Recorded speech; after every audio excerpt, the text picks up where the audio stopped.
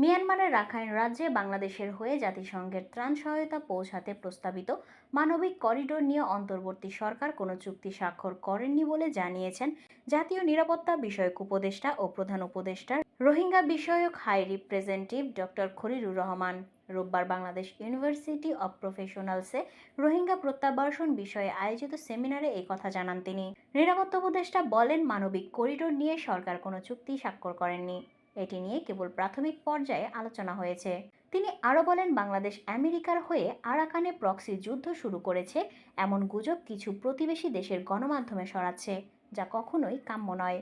একই সঙ্গে রোহিঙ্গাদের কখনোই বাংলাদেশের নাগরিকত্ব দেওয়া হবে না উল্লেখ করে ডক্টর খলিলুর রহমান বলেন, যদি সেটা করা হয় তাহলে বাংলাদেশ হবে প্রতিবেশী দেশগুলোর ডাম্পিং গ্রাউন্ড। সেমিনারে আরও বক্তব্য রাখেন পররাষ্ট্র উপদেষ্টা তৌহিদ হোসেন। তিনি বলেন, রোহিঙ্গাদের মতো সংকটগুলো শান্তিপূর্ণভাবে নয়, সংঘাতের মধ্যে দিয়েই সমাধান হয়।